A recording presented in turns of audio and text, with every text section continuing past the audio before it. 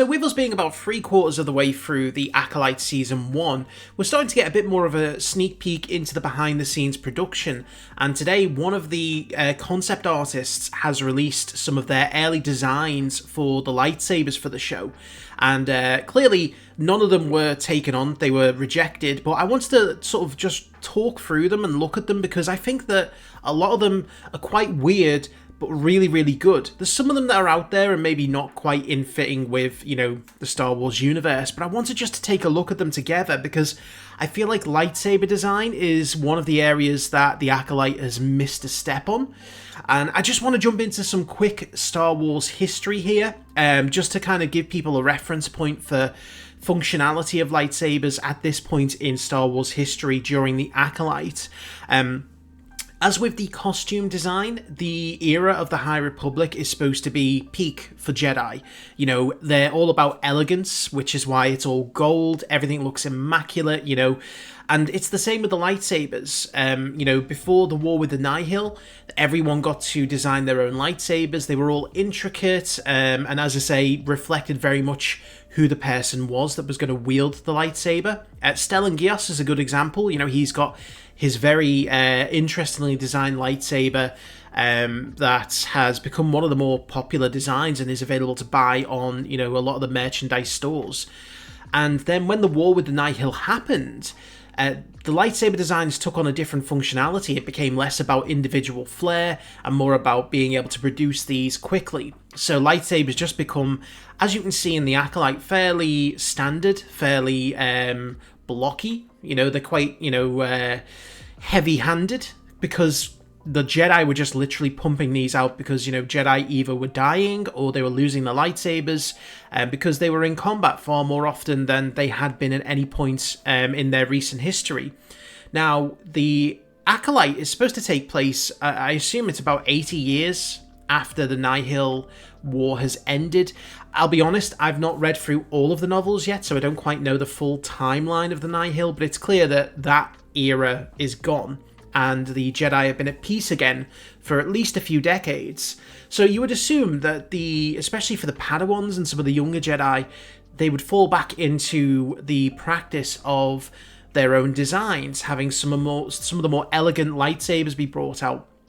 And we know that obviously in the prequels, lightsaber hilts were kind of mixed. Some of them looked fairly industrial, some of them did look quite elegant, but there was a good sort of mixture of lightsaber designs there. And again, these kind of things probably weren't thought about back then. You know, George Lucas probably, you know, wasn't really thinking about how is the lightsaber hilt going to look like for Darth Vader, Luke Skywalker, etc., because they were all done on a fairly tight production budget. But, you know, now that we do have the ability to spend a bit more money and time thinking about these designs, I feel like the Acolyte could have done better with the lightsaber designs themselves, because they do look a little out of place, they do look a little bit too thick and bulky, but it's not for a lack of creative, you know, attempts. You know, I think as we look into these designs now, you'll see there's some really cool and interesting designs, some of them a bit too weird for my taste, but let's have a look.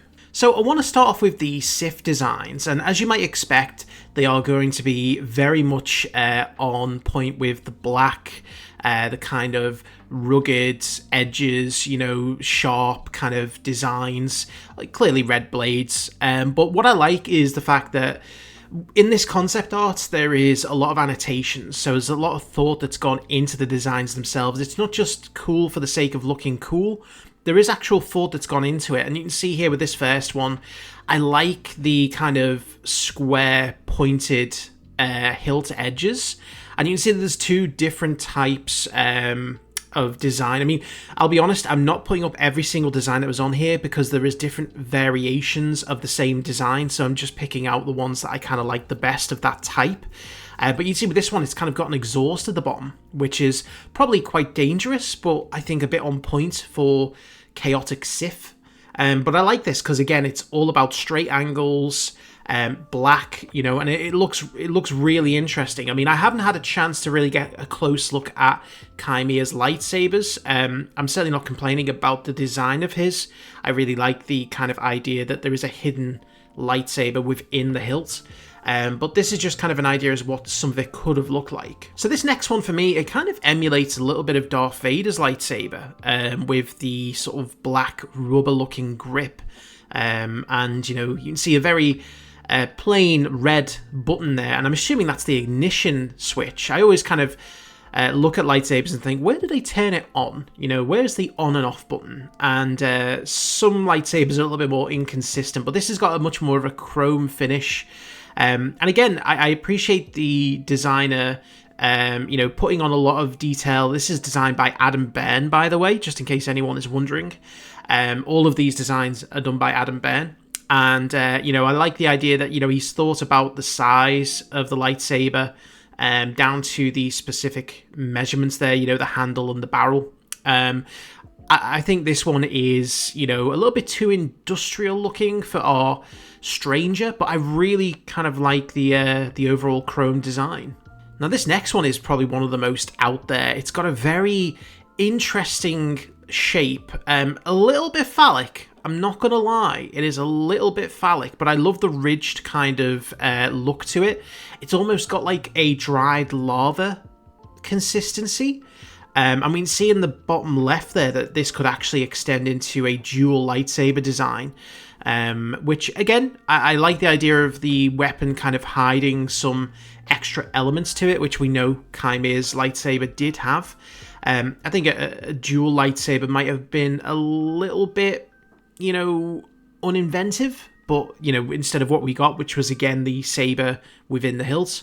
But I like this one. This one, again, other than its phallic-like shape, it's got that weird factor that I like about, you know, anything that is new. And I think Star Wars does need to get a bit weird at times. So this is one of my more favourite designs. This is another one that has got a very interesting concept behind it. You know, you can see that as the lightsaber ignites, it starts to get heated up, and you can see that's reflected in the metalwork. There's a heat vent at the very back. You know, the bottom side, the underside of the saber, you know, glows because lightsabers are plasma. They're hot. And, you know, again, you can see here the detail that goes into it. It looks like they've added in the activation switch. And, again, the actual, you know, grip on this, and the material that seems to be used, very much obsidian-like. And again, I just like that, you know, we associate the Sith, and particularly the likes of Darth Vader, with obsidian, lava, you know, black. You know, you think about Vader's castle, you think about, you know, everything that happened to him, you know, and I think this kind of emulates that. And I really like this design. I do. Not maybe as much as some of the others, but I think it's an interesting one, and certainly probably a bit more creative than what we got. So this next one is one of those that's quite out there. It's quite a put-together design, because this looks almost like, you know, it has been put together by an amateur in ways. It's got a very weird claw like design. You know, you can see here it says the kyber crystal is encased in metal clamped onto a firing mechanism. So it's almost like this works in a different way, or it's more exposed. Again, a very interesting idea in concept. I'm not sure that I 100% like the weird cracked metal that we see at the very top, if that is metal or it might be rock. I'm not 100% certain. But again, very interesting concept. This next one looks a little bit more traditional, kind of back to the metalwork. A couple of different variations on the design for this one. You can see that it's got a customized version and a clean version. I like the customized version, but I can imagine it's probably not very comfortable to hold with those kind of straight ridged lines. But I like the way it spouts at the top outwards, almost like a flower in some cases. But, you know, both designs there, I think, are quite interesting. Maybe, again, a little bit too clean for a character like Kymir. Again, with the exhaust, a lot of these Sith designs have exhausts on them, which I don't know if that's an idea of sort of earlier iterations of lightsaber technology, or just because maybe it could be to do with the crystal, or just the way it's hastily put together. You know, like with Kylo Ren, he has a cracked crystal, which is why the blade is so chaotic. But yeah, there seems to be a theme here with that exhaust port, but again, another interesting design. So this next one is quite interesting. It's a little bit more out there, but I like some of the personal touches, like the material that is attached to it. I imagine that could be something that is quite significant for the wielder, maybe a piece of their, outfit, or, something to remind them of a loss. What I also like is near the actual emitter itself is the way the colour of the metal has been warped. It's got a very blue purple hue to it where the heat has clearly seeped through, and as you might see with any metal exposed to heat for a prolonged period, it does kind of change colour. So I like the details on this one. You can see there it even says the emitter heats to unsafe levels. I mean, I don't quite know what unsafe is when a lightsaber blade will chop a limb off regardless. But you can see the notes in the top left there that it is damaged, it's inefficient. So, I can imagine that, it's quite difficult for someone to try and fix their blade if they're trying to keep, their identity hidden. There's probably not too many people willing to, help a Sith Lord out, or people who have the knowledge to, in that case. The Jedi protect their knowledge quite closely. So, an out there design, but I like it. Okay, moving on to some of the Jedi design. So, exactly as I was saying, kind of moving towards a more elegant design. You can see that there's nothing too fancy in the way that this is actually molded. It's a fairly cylindrical shape, but it's got the metallic chrome. It's got, the gold-coloured brass. And it's kind of a standard-looking High Republic lightsaber. Shiny, simple, and, not too big, at least, from what I can tell anyway. But it looks kind of simplistically elegant, I would say. And I can't think for the life of me, I'm just trying to go off of my memory here. I don't think any of the lightsabers that the Jedi wield in the show are anywhere near as colourful as this. And it's just a simple use of chrome and gold. And that's all it really needs to be. So I really like this just as a simple design. So this is a really weird one because you've got a square hilt, or I suppose it's a rectangular kind of style hilt, and well, it should say grip, I guess. But this is kind of, again, one of those out there designs because it almost goes off into a 4-pointed emitter mold. And again, I'm all for these kind of very strange designs. This is, again, a bit more industrial looking, but still has those elements of the High Republic with the little bits of gold and the lighter colouring overall. But I imagine that this would be quite sturdy. It's got a thick grip on it, and so it might be someone who likes to just swing away with their lightsaber. I can understand why something like this might not necessarily be too practical, but I still kind of like it, Okay, so another square shape that we've got here, and again, very, very blocky, but weird, and again, with that same kind of warping effect. Heat-stained metal, as they call it. This kind of looks more like the top of a gun than anything else, which is maybe why they turned it down. I think they maybe wanted to kind of keep their sabers in a cylindrical shape, but I think that there was definitely a Jedi out there that had a square-shaped lightsaber, and I think that's... I like the way as well that, the metal at the top has these little... I can only assume they're exhaust vents that let you see through to the blade. It just adds a little bit of style there, doesn't it? But again, a really nice grip, and the colouring is really kind of complementary, especially to the point where it gets stained at the top. So another interesting design there. Okay, so this is a concept for Indara's lightsaber, and I've got to say I really like this one. The sort of black grip, the gold, the little kind of crescent-shaped guard at the very top, the shield. I love it. I really like the elegantness of this. If you look at the detail as well, and the actual, the sort of, the gold, and even on the grip, it's just all about detail. And I really kind of appreciate that. Even just above the holster ring, you can see that it's been worked on. And this is what I mean, is that the lightsabers of this era should have had a lot of work gone into them, because the Jedi had the ability and the time to sit down and, you know, make their own designs to reflect who they are as people. You know, there was no war. You know, there was a plenty of Jedi out there, so that when you're learning, you're a Padawan and you start to build your own lightsaber, you have that ability to, you know, put your own influences on the design itself. I've got to say, I don't think it looks as good without the shield. You can see in the bottom right there that there are a couple of variations, including one that's got a very weird sort of handle on it. I'm not as much of a fan as that side of it, but I do like the one with the half shield there. This is another one for Indara, not quite as elegant or clean. This one looks definitely a little bit more worn, but again, I like the designs in the top half of the saber, you know, the carvings that look almost like it could be artwork or just little, you know, I'd like to think that they carve little phrases into the lightsaber.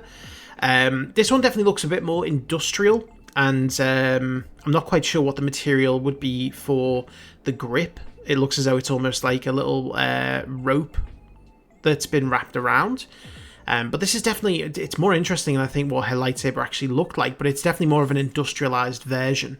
And the third concept for Indara, you can imagine that there's quite a few for each character, and a lot of the others might have just been for some of the background Jedi, but this is back to the kind of square-shaped saber design, but again with these intricate carvings. In fact, you can see it's not quite square. From that front view, it almost dips into a H shape, and again, practicality, not sure how that would affect it, but I really like the kind of uniqueness of the design itself.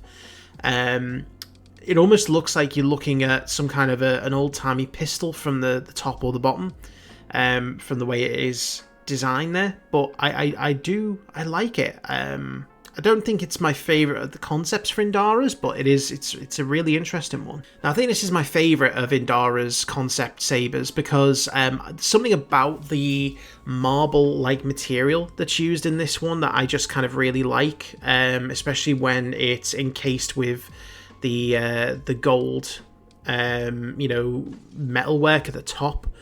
It just looks quite elegant, and especially the way it's designed at the bottom.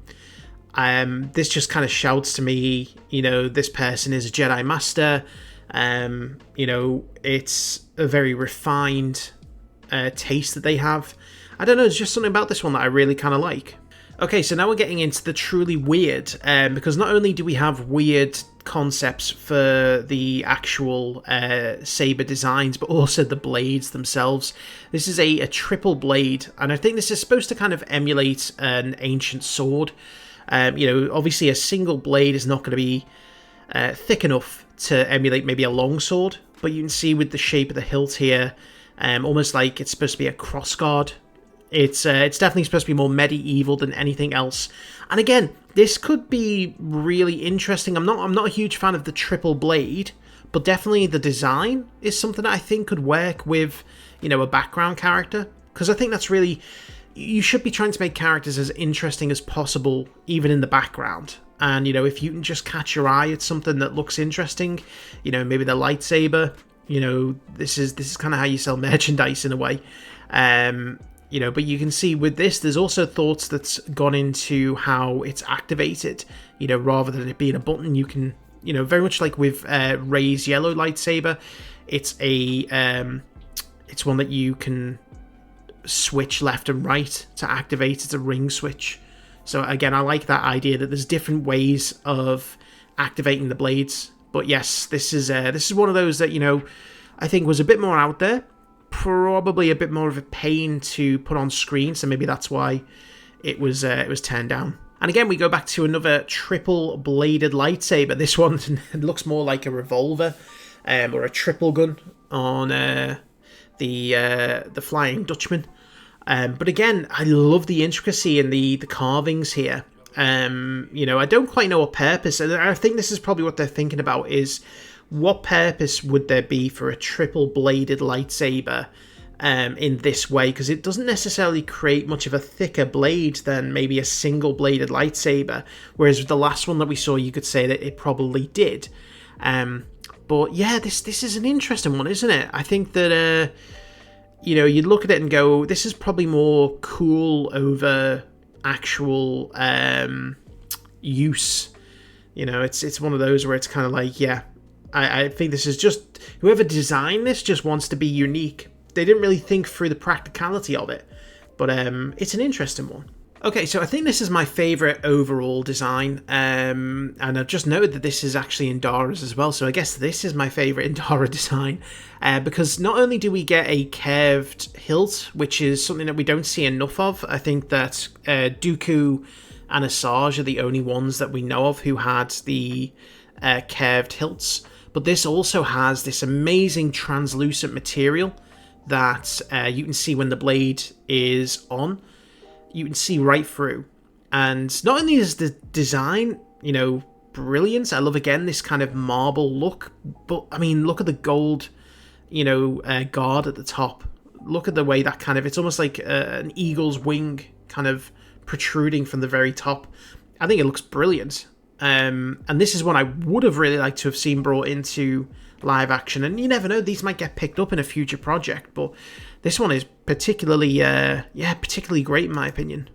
Okay, so back to the slightly strange, as we've got a rectangular shaped emitter here. And again, I feel like this is just kind of like people trying to design things that look different, that there's probably not a huge amount of thought into the practicality behind it. You're just trying to kind of, and this is what a lot of concept art is, it's taking those base ideas, thinking what is different, what would be unique, and, you know, seeing if you can create something that you can then refine. You know, so these obviously, because they are just concepts, even if they were to be approved, probably would have changed a lot in the design process until they did actually make it on screen. But again, I like the appreciation that the designer has to, you know, real world physics and the way that metal would react to any kind of superheated material. You know, so again, I'd say this one isn't one of my favourite designs. It's too clunky for me. I don't like the rectangular shaped emitter at the very end there.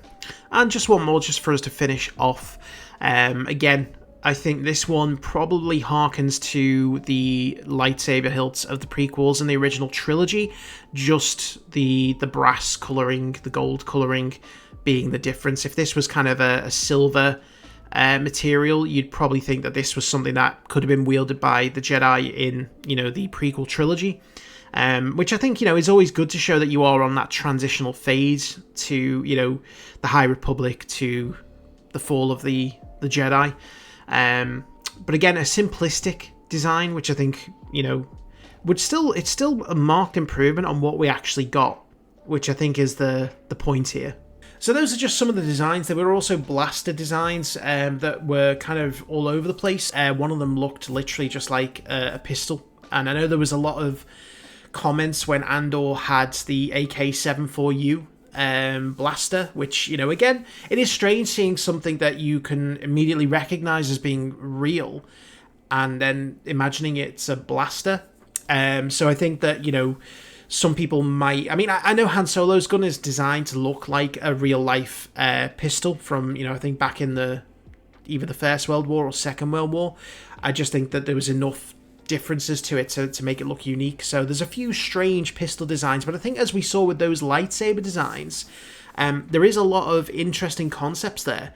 I think a lot of them are more interesting than what we got. You know, some of them, yes, a bit too weird for my taste, but a lot of them had the kind of the thematic consistencies with the High Republic, the gold colouring, the intricate designs, the kind of elegant details that matched each individual person. And then, you know, you look at the Sith and you think it's more rugged, it's black, it's rough, you know, it's not quite as maybe kind of refined as the Jedi's, and it's on point. So I think it's always interesting when you see stuff like this, and, you know, I'd be very intrigued to know why they turned down these particular designs and went instead for the kind of big bulky lightsabers that, you know, I'm just not a huge fan of. You know, I don't get me wrong, I've got mixed opinions on the show. I'm enjoying the show, but I think that, you know, there are definitely some valid criticisms, and I'd say the lightsaber designs were one of them, because we should be well beyond that era where the Jedi are forced to rely on the kind of mass-produced, industrial-style lightsabers, and, you know, we should be getting something a little bit more elegant, like the costume design. I love the costume designs in the show. But anyway, I'd love to know, what were your thoughts on those designs? Do you have a particular favourite? You know, do you think that they should have been included in the show? Let me know in the comments. Thank you for watching, and I will see you for the next video.